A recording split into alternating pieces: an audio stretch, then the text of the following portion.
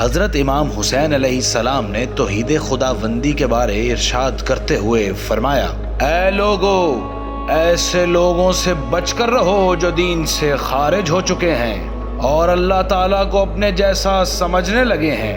ان کی باتیں ویسی ہی ہیں جس طرح کی باتیں اہل کتاب کے کفار کرتے ہیں، حالانکہ وہ اللہ ہے، اس کی مثل و مانند کوئی نہیں، وہ سب کی سننے والا، سب کچھ دیکھنے والا ہے۔ اسے آنکھیں نہیں پا سکتی اور وہ آنکھوں کو پا لیتا ہے، اور وہ نہایت باریک بین اور پوری خبر رکھنے والا ہے۔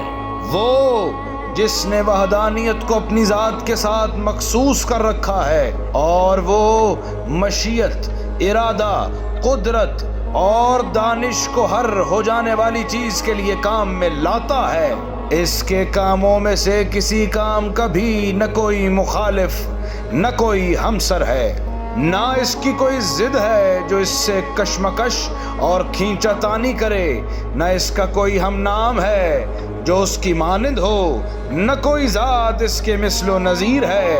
ایسا نہیں ہے کہ اسے بار بار کام درپیش ہوتے ہیں، نہ اس کی حالتیں تبدیل ہوتی ہیں، نہ وہ حوادث کا شکار ہوتا ہے، اور وصف بیان کرنے والے اس کی عظمت کی حقیقت بیان کرنے کی طاقت و قدرت نہیں رکھتے، اور قلب و دل اس کی قوت کی گہرائیوں تک پہنچنے کا تصور نہیں کر سکتے، اس لیے کہ کسی چیز میں اس کا ہم پلہ کوئی نہیں۔ علماء اپنی عقول کی بلند پروازوں کے باوجود اور اہل فکر و نظر اپنی تمام تر سوچ بچار کی طاقتوں سمیت اس کے وجود کی حقیقت تک سوائے غیب پر یقین کے وسیلے اور سہارے کے نہیں پہنچ سکتے، کیونکہ مخلوقات کے اوصاف میں سے کسی وصف کے ذریعے اس کی صفات کو بیان نہیں کیا جا سکتا۔ وہ اللہ واحد اور بے نیاز ہے۔ انسانی وہم و خیال میں جو کچھ اس کے بارے میں آ سکتا ہے، اس کی ذات اس سے قطعاً مختلف ہے۔ وہ رب نہیں ہو سکتا جو وصف و بیان کے احاطے میں محدود ہو جائے، اور وہ عبادت کے لائق نہیں ہو سکتا جو فضا کی حد میں محدود پایا جا سکے۔ وہ ہر شے میں ہے، مگر اس طرح نہیں کہ وہ کسی شے کے احصار میں ہو۔ وہ اشیاء سے جدا تو ہے، مگر اس کی جدائی ایسی نہیں کہ کسی چیز سے الگ اور جدا ہو تو غائب اور پنہا ہو جائے۔ وہ ایسا قادر و طاقتور نہیں کہ جس کے برابر کوئی ضد یا مد مقابل ہو جو اس کی برابری اور ہمسری کر سکے۔ اس کا قدیم ہونا زمانے کے گزرنے کا استعارہ نہیں ہے، نہ اس کی توجہ کسی جہد یا کونے گوشے کی محتاج ہے۔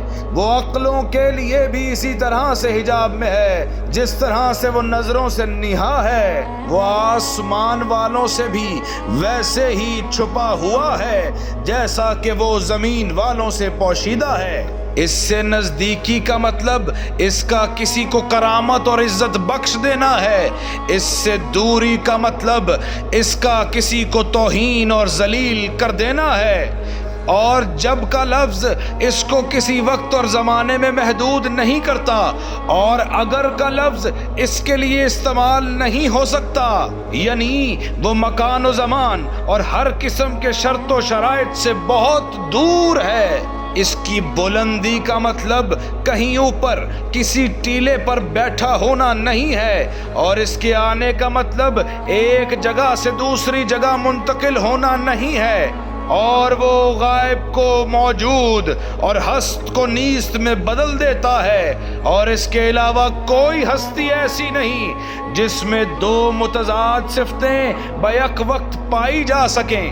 اس کے بارے میں غور و فکر تو صرف اس کے وجود پر ایمان و اعتقاد رکھنے والی منزل تک پہنچاتا ہے، نہ کہ اس کی ذات اور وجود تک پہنچاتا ہے۔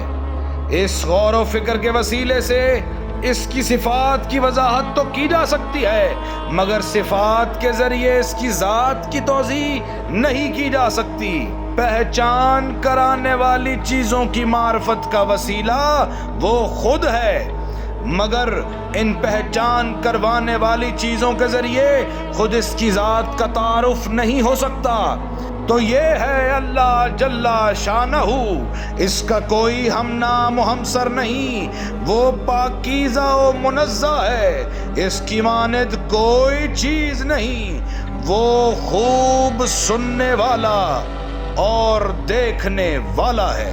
سامعین گرامی قدر، میری دعا ہے کہ اللہ ہمیں اپنا قرب عطا فرمائے۔ الہی آمین۔